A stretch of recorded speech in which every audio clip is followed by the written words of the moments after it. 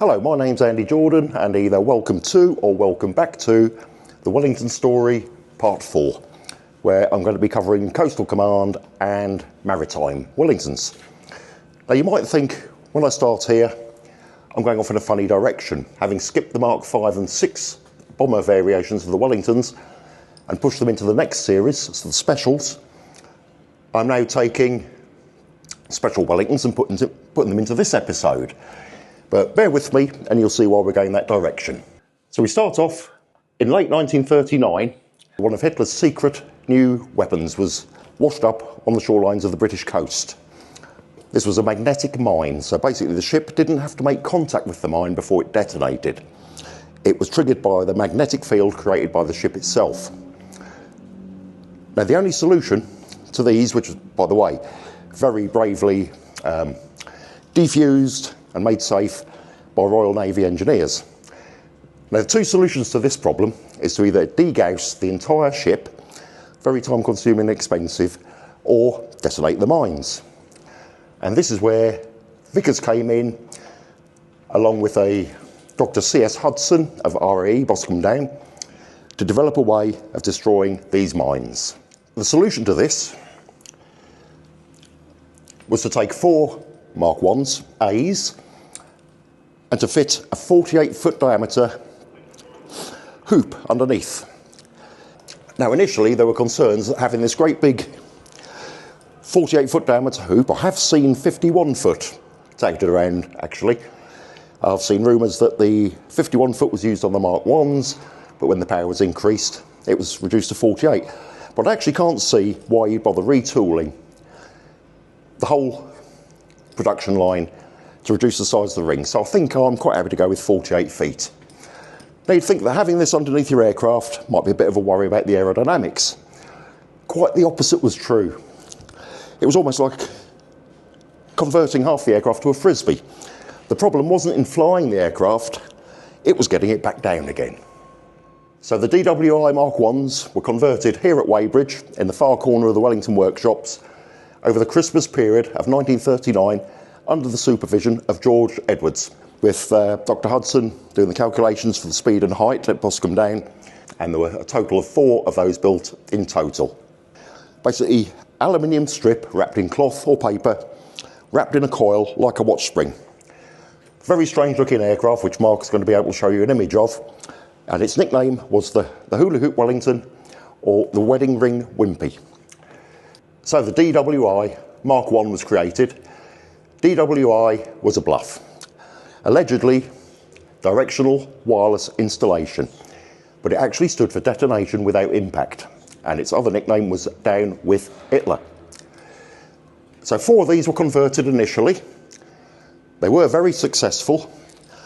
Quite a dangerous task though, flying low over the water, creating a magnetic field, and the Mark 1 DWIs were basically had a 35 kilowatt Maudsley generator on board and a Ford V8 engine powering that generator to create the magnetic field. Now Vickers did ask Ford for the manual for the engines, and Ford rather cheekily sent over the owner's manual. So Vickers got back to Ford, said, "This is what we're really using these for, can we have the proper manuals please?" Which Ford obliged. It was still a dangerous process, flying low and slow over the water and detonating a mine right underneath your back end. But as they were successful, another 11 were built. These were the DWI Mark 2s.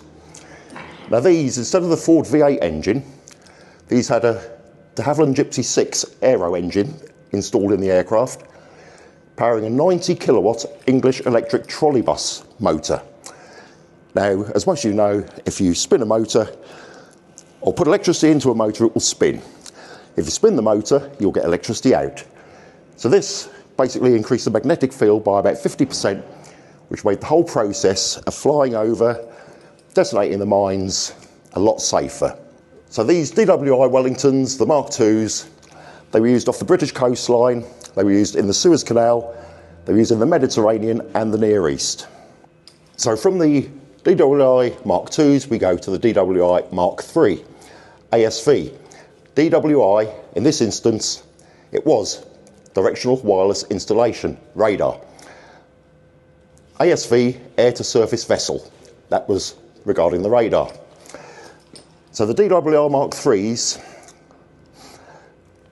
were basically then Coastal Command as opposed to Maritime, and they were for anti-shipping, especially anti-U-boat service. Now, when they were flying at night, using this radar, which was called 1.5 metre radar, I'm not sure why, because it was actually 1.76 metre or 176 megahertz, but it was called 1.5 metre. Very distinctive. This is the aircraft that then became the Mark 8, the Wellington Stickleback, as it was nicknamed. So an array of aerials across the top and the sides of the aircraft, dipole aerials transmitting a radio signal, and then these aerials called Yagi aerials, one under each wing, sometimes under the nose as well. And if you're wondering what a Yagi aerial looks like, just look at any rooftop and it's just like a standard TV aerial. ASV-2 radar, it had a range of approximately 36 miles, but within about a mile of the target, the signal would drop off. So the idea was to track your target, get on the right heading, and initially flares were dropped into the sea. The only problem being with flares in the water, now the U-boat can see those and you've given them warning while you go around to do a U-turn. So that wasn't very successful. Now, I'm not sure how they did it, but then there was reports that the flares were fired from the aircraft, but it still wasn't that great.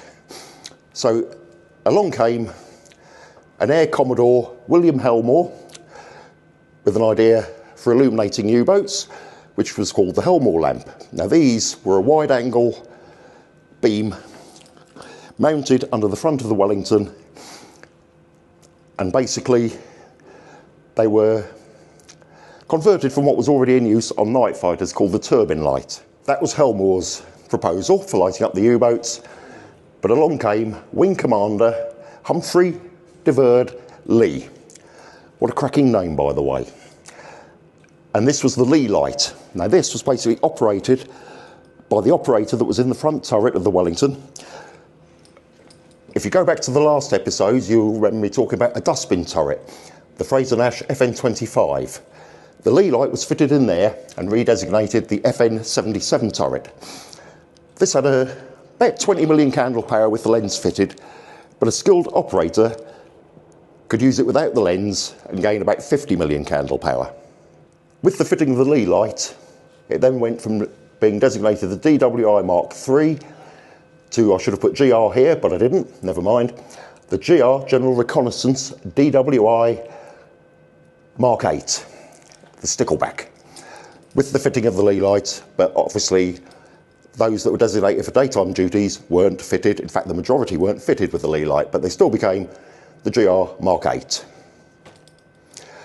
Now, these would be equipped on the daytime versions, usually with torpedoes. On the night versions, fitted with Lee light, a pair of 420-pound depth charges.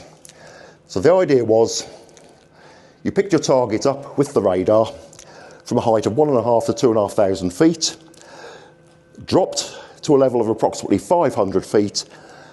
About a mile from the target, you would drop to 50 to 100 feet, switch on the Lee light, illuminate the U-boat, and depth charge it.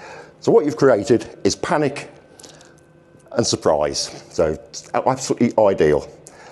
So on the Mark 8s, the engine that was powering initially the magnetic ring and then the Lee light was removed and replaced with 7 40 amp hour batteries that were trickle charged from the engine, but your battery life was limited to roughly 3.5 minutes an hour.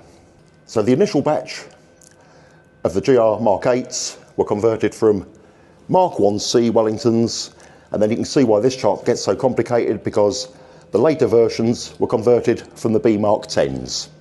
Now, a problem with the DWI, or the ASV-2 radar, was by now the Germans have invented a device called METOX, a very simple radio receiver that could detect the radar waves coming in, and it would forewarn the U-boats of the approaching aircraft. From the Mark 8, we move on to the GR Mark 11. These are all a variant of the B Mark 10. The Mark 11 was basically the daytime variation of the GR Mark 8. Hercules engines, as were 12s, 13s and 14s, And basically the 11 and the 13 were almost identical apart from the engines. Now I've seen various figures here, conflicting figures, but either a combination of Hercules Mark 6s or 16s, and I think on the Mark 12 and 14 Hercules 17s, but as I said, there's some conflicting views there. So the initial Mark 11, the prototype, or two prototypes should I say, the first ones were built, one was with the original ASV2 radar and the second one with ASV3. Now ASV3, we're going back to what I mentioned about navigation. Our little old friend that's in the microwave in the oven at home, the cavity magnetron. But there was a bit of a tug of war going on between Bomber Command and Coastal Command. Bomber Command wanted them for the terrain mapping radar. Coastal Command wanted them for ASV3. So apart from that one conversion, all the future Mark 11s were built with ASV2 radar until much later when more cavity magnetrons became available, and were then converted with the ASV3. The Mark 12, where are we? Here we go, production. That was fitted with ASV3 and the ley light. So this was the nighttime variation of the Mark 11. GR Mark 13, production. ASV2 again, torpedoes, usually torpedoes, day duty. ASV2 radar, apart from the much later variations, which were AS3. And that brings us to the final version, the Mark 14 production, ASV3 radar, lee light, depth charges and night duties.